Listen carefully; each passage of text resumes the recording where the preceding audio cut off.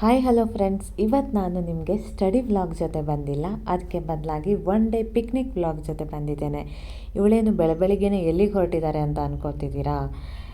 ನಾನು ಹೊರಟಿರೋದು ಬಾಣಸ್ವಾಡಿ ರೈಲ್ವೆ ಸ್ಟೇಷನ್ಗೆ. ನೋಡಿ, ಬೆಳಿಗ್ಗೆ ಟೈಮ್ ಆಗಿರೋದ್ರಿಂದ ರೋಡ್ ಸಹ ಖಾಲಿಯಾಗಿತ್ತು. ನಾವು ಟಿಕೆಟನ್ನು ತಗೊಂಡು ಮೆಮೊ ಟ್ರೈನನ್ನು ಹತ್ಕೊಂಡಿದ್ದೀವಿ. ಮೆಮೊ ಟ್ರೈನ್ ಸಹ ಫುಲ್ ಖಾಲಿ ಇತ್ತು. ನಮಗೆ ಬೇಕಾದ ಸೀಟಲ್ಲಿ ಆರಾಮಾಗಿ ಮಲ್ಕೊಂಡು ಹೋಗ್ಬೋದು, ಅಷ್ಟು ಖಾಲಿ ಇತ್ತು.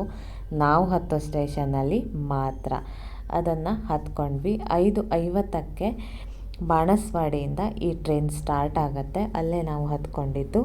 So train ಹೊರಟಾಯಿತು. ಇವಾಗ ನಾನು ಹೇಳ್ತೀನಿ ನಾನು ಎಲ್ಲಿಗೆ ಹೋಗ್ತಾ ಇದ್ದೀನಿ ಅಂತ. ನಾನು ಹೋಗ್ತಿರೋ ಪ್ಲೇಸ್ ಬಂದುಬಿಟ್ಟು ಕರ್ನಾಟಕದಲ್ಲಿ ನವಿಲಿನಗಿರಿಯ ಆಕಾರದಲ್ಲಿರುವಂತಹ ಒಂದು ಗುರುಮಂದಿರ ಇದೆ. ಅದು ಎಲ್ಲಿ ಅಂತ ಅಂದ್ಕೊಳ್ತಿದ್ದೀರಾ? ಮಂದಾರಗಿರಿ. ಓಕೆನಾ? ಮಂದಾರಗಿರಿ ತುಮಕೂರು ನಗರದಿಂದ ಸುಮಾರು 10 ಕಿಲೋಮೀಟರ್ ದೂರದಲ್ಲಿದೆ. ಬೆಂಗಳೂರಿಂದ ಸುಮಾರು 60-70 ಕಿಲೋಮೀಟರ್ ದೂರದಲ್ಲಿದೆ. ಇದು NH-48 ಹೆದ್ದಾರಿ ಸಮೀಪದಲ್ಲೇ ಇರೋದ್ರಿಂದ ನೀವು ಆರಾಮಾಗಿ ಒನ್ ಡೇ ಟ್ರಿಪ್ಗೆ ಹೋಗ್ಬೋದು. ನಾವು ಟ್ರೈನನ್ನು ಹತ್ಕೊಂಡಿದ್ವಲ್ಲ, ಹಿರೇಹಳ್ಳಿ ಅನ್ನುವಂಥ ಸ್ಟೇಷನ್ನಲ್ಲಿ ನಾವು ಇಳ್ಕೊಳ್ತೀವಿ. ನೀವು ರೈಲ್ವೆ ಸ್ಟೇಷನಿಂದ ಹೊರಗಡೆ ಬಂದು ರೈಟ್ ಸೈಡ್ ಒಂದು 1/2 ಕಿಲೋಮೀಟರ್ ನಡ್ಕೊಂಡು ಹೋದರೆ ಮಂದಾರಗಿರಿಯ ಎಂಟ್ರೆನ್ಸ್ ಸಿಗುತ್ತೆ. ಅಲ್ಲಿ ಆಟೋ ಸಿಗುತ್ತೆ ಅಂತ ಹೇಳಿದ್ರು, ಬಟ್ ನಮಗೆ ಆಟೋ ಸಿಗಲಿಲ್ಲ. ಒಂದು 10-15 ಮಿನಿಟ್ಸ್ ವೆಯ್ಟ್ ಮಾಡಿದ್ಮೇಲೆ ಒಂದು ಆಟೋ ಬಂತು. ನಾವು ಅಲ್ಲಿ ರಿಕ್ವೆಸ್ಟ್ ಮಾಡ್ಕೊಂಡ್ಮೇಲೆ ಅವರು ನಮಗೆ 120 ರುಪೀಸಿಗೆ ಆಟೋದಲ್ಲಿ ಕರ್ಕೊಂಡೋಗ್ಬಿಟ್ರು. ನಿಮಗೇನಾದರೂ ನಡೆಯುವಂಥ ಉಮೇದಿ ಇದ್ದರೆ ನೀವು ಆರಾಮಾಗಿ ನಡ್ಕೊಂಡು ಹೋಗ್ಬೋದು. 1.5 ಕಿಲೋಮೀಟರ್ಸ್ ಆಗುತ್ತೆ ಅಂತ ಅವರು ಹೇಳಿದ್ರು. ನಾವು ಆಟೋದಲ್ಲಿ ಹೋಗ್ತಾ ಇದ್ದೀವಿ. ಬೆಳಗ್ಗಿನ ಜಾವ ಬೇಗ ಎದ್ದಿರೋದ್ರಿಂದ ಒಂದು ಸ್ವಲ್ಪ ನಿದ್ದೆ ಮಂಪರಿತ್ತು ಟ್ರೈನಲ್ಲಿ ಬರುವಾಗ. ಬಟ್ ಇವಾಗ ನೋಡಿ, ಗ್ರೀನರಿ, ಫ್ರೆಶ್ ಏರ್ ಮತ್ತು ತುಂಬ ಕಾಮ್ ಆ್ಯಂಡ್ ಕೂಲಾಗಿತ್ತು ಕ್ಲೈಮೇಟ್. ಸೊ ನಮಗೂ ಸಹ ಖುಷಿ ಆಗ್ತಾಯಿತ್ತು. ನಿಮಗೆ ಅಲ್ಲಿ ಸ್ವಲ್ಪ ಬಿಸಿಲು ಬಂದಿರೋದು ಕಾಣಿಸ್ಬೋದು, ಬಟ್ ಹತ್ತುವಾಗೇನು ನಮಗೆ ಬಿಸಿಲಿಂದ ತೊಂದರೆ ಆಗಲಿಲ್ಲ. ನಾವು ಆಲ್ಮೋಸ್ಟ್ ಹತ್ತಿರ ಬಂದ್ವಿ. ಎಂಟ್ರೆನ್ಸಲ್ಲೇ ನಮಗೆ ಅವರು ಬಿಟ್ಟು ಹೋದರು. ನಾವು ಅಲ್ಲಿಂದ ಸ್ವಲ್ಪ ಮುಂದೆ ನಡ್ಕೊಂಡು ಹೋಗ್ತಾ ಇದ್ದೀವಿ.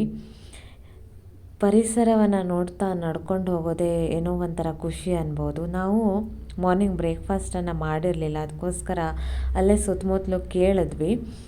ಒಂದು ಶಾಪ್ನಲ್ಲಿ ಅವರು ಇಡ್ಲಿ ಜಸ್ಟ್ ಮಾಡ್ತಾಯಿದ್ರು, ಇನ್ನೂ ಮಾಡಾಗಿರಲಿಲ್ಲ. ರೈಸ್ ಬಾತ್ ಇದೆ ಅಂತ ಅಂದರು, ಬಟ್ ಬೆಳಿಗ್ಗೆನೇ ರೈಸ್ ಬಾತ್ ತಿನ್ಕೊಂಡು ಹತ್ತೋಕ್ಕಾಗಲ್ಲ ಅಂತ ಓಕೆ ವಾಪಸ್ ಬಂದಮೇಲೆ ತಿಂತೀವಿ ಅಂತ ಹೇಳ್ತಾ ಹೊರಟ್ವಿ. ಇಲ್ಲಿ ಮೆಟ್ಲನ್ನು ನೀವು ನೋಡ್ತಾ ಇರ್ಬೋದು. 430 ಸ್ಟೆಪ್ಸ್ ಏನೋ ಇದೆಯಂತೆ.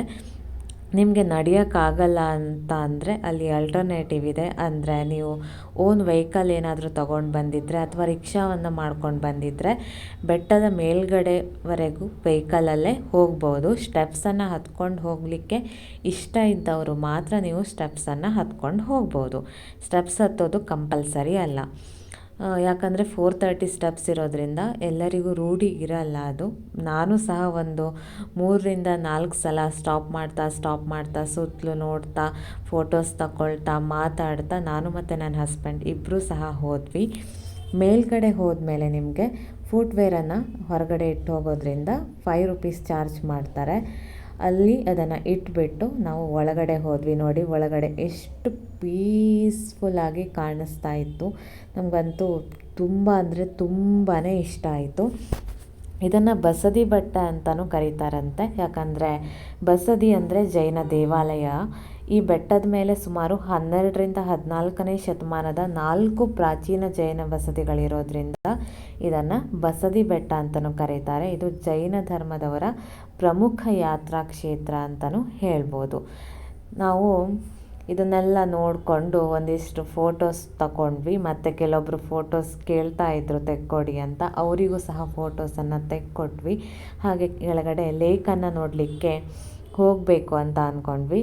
ಇದಿಷ್ಟನ್ನು ನೋಡಾದಮೇಲೆ ಲೇಕ್ಗಿಂತ ಮುಂಚೆ ನಾವು ಮ್ಯಾಗಿಯನ್ನು ತಿಂದ್ವಿ. ನಾನು ಮ್ಯಾಗಿಯನ್ನು ತೊಗೊಂಡೆ, ಅದಕ್ಕೆ 50 ರುಪೀಸ್ ಇತ್ತು. ಮತ್ತು ನಮ್ಮ ಹಸ್ಬೆಂಡು ಆಲೂ ಪುರಿಯನ್ನು ತೊಗೊಂಡಿದ್ರು, ಅದಕ್ಕೂ ಸಹ 50 ರುಪೀಸ್ ಇತ್ತು. ಹಾಗೆ ಒಂದು ತೋತಾಪುರಿ ಮಾವಿನಕಾಯನ್ನು ತಗೊಂಡು ತಿಂದ್ಕೊಂಡು ನಾವೇನು ಮಾಡಿದ್ವಿ, ಲೇಕ್ ಹತ್ರ ಹೋದ್ವಿ. ಲೇಕ್ ಹತ್ರ ಹೋಗಿ ಅಲ್ಲೂ ಸಹ ಒಂದು 15 to 20 ಮಿನಿಟ್ಸಲ್ಲಿ ಟೈಮ್ ಸ್ಪೆಂಡ್ ಮಾಡಿಕೊಂಡು ಹಾಗೆ ನಡ್ಕೊಂಡು ಎಂಟ್ರೆನ್ಸ್ ಹತ್ರ ಬಂದ್ವಿ.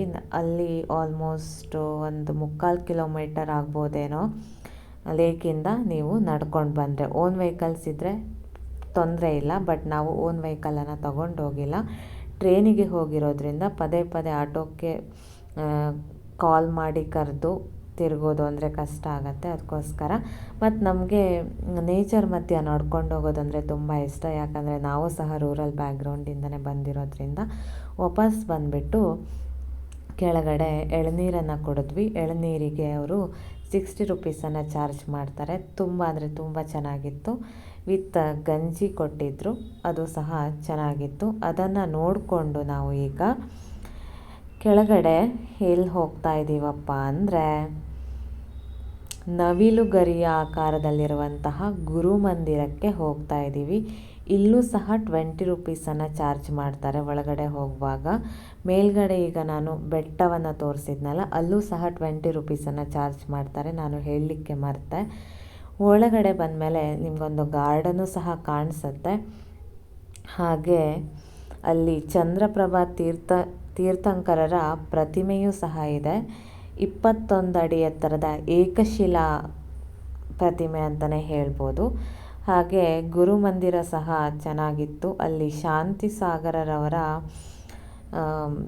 ಜೀವನದ ಕಥೆಗಳನ್ನು ಅವರು ಪೇಂಟಿಂಗ್ ಮೂಲಕ ಮಾಡಿ ಬರೆದಿಟ್ಟಿದ್ದಾರೆ. ಅದನ್ನೆಲ್ಲ ನೋಡಿಕೊಂಡು ನಾವು ಮತ್ತೆ ಆಟೋವನ್ನು ತಗೊಂಡು ಏನು ಮಾಡಿದ್ವಿ, ರೈಲ್ವೆ ಸ್ಟೇಷನ್ ಹತ್ರ ಬಂದ್ವಿ. ರೈಲ್ವೆ ಸ್ಟೇಷನ್ ಅಪೋಸಿಟ್ನಲ್ಲೇ ಉಡುಪಿ ಹೋಟೆಲ್ ಇದೆ. ಬಟ್ ನಾವು ಹೋಗಿರೋದು 11:45 ಹೀಗಾಗಿತ್ತು.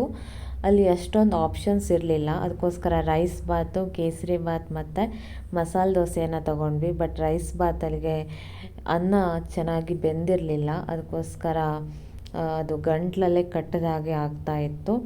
ಮತ್ತು ಕೇಸರಿ ಬಾತ್ ಮತ್ತು ಮಸಾಲೆ ದೋಸೆಯನ್ನು ಪಾರ್ಸಲನ್ನು ಮಾಡಿಸ್ಕೊಂಡು ಅಲ್ಲಿಂದ ಬಂದ್ವಿ. ನಮಗೆ 1 o'clockಗೆ ಟ್ರೈನ್ ಇತ್ತು. ಆ ಟ್ರೈನ್ಗೆ ಈ ಟ್ರೈನಲ್ಲ, ನಾವು ಟ್ರೈನ್ಗೆ ವೇಟ್ ಮಾಡ್ತಿರುವಾಗ ಆ ಟ್ರೈನ್ ಬಂದಿದ್ದರಿಂದ ಕ್ಯಾಪ್ಚರ್ ಮಾಡ್ಕೊಂಡಿದ್ದೀನಿ. ಬಟ್ ನೆಕ್ಸ್ಟು ಚಿಕ್ಕಮಗಳೂರಿಂದ ಬಂದಿರುವಂಥ ಟ್ರೈನನ್ನು ಹತ್ಕೊಂಡು ಪುನಃ ಬೆಂಗಳೂರಿಗೆ ವಾಪಸ್ ಬರ್ತಾಯಿದ್ದೀವಿ. ಸೊ ನಮ್ಮ ಈ 1 day ಪಿಕ್ನಿಕ್ಕಿನ ಕಾಸ್ಟ್ ಎಷ್ಟಿತ್ತು ಮತ್ತು ನೀವು ಏನೇನೆಲ್ಲ ತಗೊಂಡು ಹೋಗಬೇಕು ಟ್ರಿಪ್ಪಿಗೆ ಅಂತ ನಾನು ವಿಡಿಯೋದ ಎಂಡ್ನಲ್ಲಿ ಟ್ಯಾಗ್ ಮಾಡಿರ್ತೇನೆ. ಅದನ್ನು ನೀವು ನೋಡ್ಕೊಳ್ಬೋದು. ತುಂಬ ಒಳ್ಳೆಯ ಪ್ಲೇಸು ಮತ್ತು ಫೋಟೋಗ್ರಫಿನೂ ಚೆನ್ನಾಗಿ ಬರುತ್ತೆ. ಕೂಲ್ ಆ್ಯಂಡ್ ಪೀಸ್ಫುಲ್ ಪ್ಲೇಸ್ ಆಗಿರೋದ್ರಿಂದ 1 ಡೇಯನ್ನು ನೀವು ವೀಕೆಂಡಲ್ಲಿ ಆರಾಮಾಗಿ ಸ್ಪೆಂಡ್ ಮಾಡ್ಬೋದು.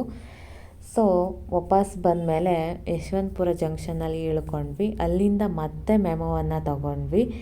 ಅಲ್ಲಿ ಒಬ್ಬರಿಗೆ 10 ರುಪೀಸ್ ಇತ್ತು ಬಾಣಸ್ವಾಡಿಗೆ ಬರಲಿಕ್ಕೆ. ಯಾಕಂದರೆ ನಾವು ಬಾಣಸ್ವಾಡಿಯಲ್ಲಿ ಬೈಕ್ ಇಟ್ಟು ಹೋಗಿರೋದ್ರಿಂದ ಬಾಣಸ್ವಾಡಿಗೆ ಬರಬೇಕಿತ್ತು. ಈ ಮೆಮೋದಲ್ಲಿ ಬಂದು ಬಾಣಸ್ವಾಡಿಯಲ್ಲಿ ಇಳ್ಕೊಂಡು ಬೈಕ್ ತಗೊಂಡು ಅರ್ಧ ದಾರಿಗೆ ಬರುವಷ್ಟರಲ್ಲಿ ಜೋರಾಗಿ ಮಳೆ ಸ್ಟಾರ್ಟ್ ಆಯಿತು. ಹಾಗೆ ನೆನೀತಾ ಮನೆಗೆ ರೀಚ್ ಆದ್ವಿ. ನೋಡಿ, ಜಂಕ್ಷನಲ್ಲಿ ನಿಂತ್ಕೊಂಡಿರುವಾಗ ಆಟೋ ಹಿಂದ್ಗಡೆ ಕ್ಯಾಪ್ಷನ್ ಬರೆದಿತ್ತು, life is like a camera lens, focus what is important ಅಂತ. ನಾವು ಯಾರ್ಯಾರೋ ಹೇಳಿದ್ದನ್ನು ತಲೆ ಕೆಡಿಸ್ಕೊಳ್ತೀವಿ ಅಲ್ವಾ? ಅದನ್ನೆಲ್ಲ ಮಾಡೋದು ಬಿಟ್ಟು ನಮ್ಗೆ ಯಾವ್ದು ಇಂಪಾರ್ಟೆಂಟೋ ಅದನ್ನಷ್ಟೇ ಥಿಂಕ್ ಮಾಡೋಣ.